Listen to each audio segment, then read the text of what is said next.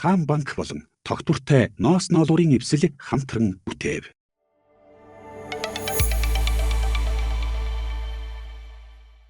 Сайн байна уу? Бид мөнгөний хүч буюу мөнгөө хадгалахын ач холбогдлын талаар өнөөдөр ярилцсан. Та маллаж, тариалан эрхлэж, бизнесээ хэвэн явуулж байтал цагаа муудах, эсвэл зах зээл барих, түүхийн эдийн үнийн өөрчлөлт зэрэг хинтийн эрсдэл таны амьдралд хэрхэн нөлөөлж байгааг төсөөлж чадах уу? Хэрэв та мөнгөө ухаалгаар хадгалж чадвал ирээдүйд илүү доктортой, санаа амар амьдрах боломжтой. Тиймээс мөнгө хадгалахын ач холбогдлын талаар дурдъя. Улирлын шин чанартай орлогоо удирдах. Малчид ихэвчлэн 100 намар илүү орлоготой байдаг бол тариаланчдын хувьд ургац хураалтаас намар илүү орлоготой байдаг. Харин өвөл хавар мөнгө олох нь илүү ховор байдаг.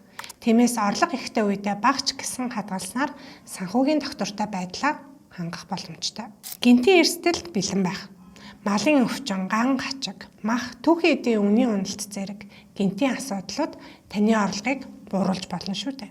Гинтийн асуудлууд бэлтгэлтэй байх нь хамгийн сайн арга бол мэдээж хадгаламжтай байх явдал юм. Та мөн бизнесээ өргөжүүлэх боломж хайж болно.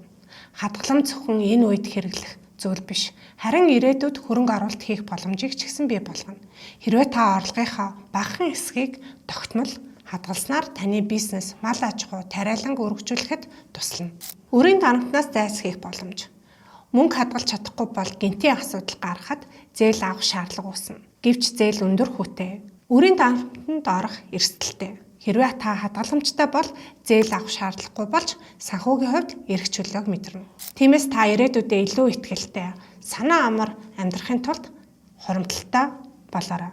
Хуримтлал үүсгэхэд их мөнгө заавал хэрэгтэй гэж үгүй. Гол нь багаас эхэлж тогтмол хадгалах дадлыг бий болгох хэрэгтэй. Жишээлбэл өдөр бүр та 5,000 төгрөг хадгалах юм бол 1 жилийн дараа хэдэн төгрөг болох вэ? Сая 800,000 төгрөг. Өдөр бүр багахан хэмнэх нь таны ирээдүйд томоохон өөрчлөлтийг бий болгоно. Тэгвэл хуримтлал үүсэх хамгийн хялбар 3 аргыг үздэцгээе.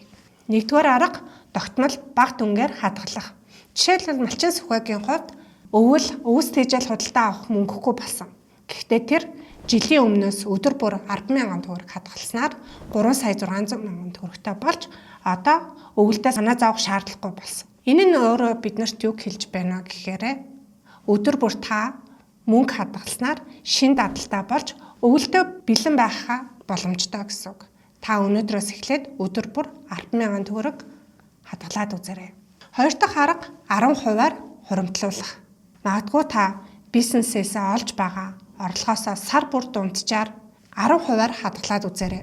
Жишээлбэл Бадмаагийн хувьд сар бүр дунджаар сая 500 төгрөгийн орлого олдог гэж бодвол түүний орлогын 10% нь 150,000 төгрөг болно. Сар бүр 150,000 төгрөг хадгалвал жилийн дараа сая 800 төгрөгтэй болох боломжтой. Энэ мөнгөө ашиглаж бизнесээ өргөжүүлэх шинэ тоног төхөөрөмж авч чадна. Хэрэв та сар бүр орлогынхаа 10%-ийг хуримтлуулвал 1 жилийн дараа юу хийх боломжтой болох вэ? Та өөрөөсөө асуугаад үзээрэй. 3 дугаар арга автомат хуримтлал үүсгэх. Энэ мэдээж банкны аппликейшнээр дамжуулан ашиглах боломжтой. Жишээлбэл даваа жаргалын хувьд банкны хуримтлалын дансны илгэж цалингаасаа эсвэл олж байгаа орлогоосоо тогтмол 50,000 төгрөг автоматар хуримтлуулдаг. Одоо тэр 2 жилийн дараа 2,400,000 төгрөгтэй болсон. Таач бас банкны хуримтлалын данс ашиглаж болно шүү дээ. Хадгаламжтай байснаар та хүнд хэцүү үеийг даван туулж ирээдүйдээ хөрөнгө оруулалт хийх боломжийг олно. Та өнөөдрөөс эхлэн орлого бүрээсээ багч гисэн хадгалж эхлээрэй.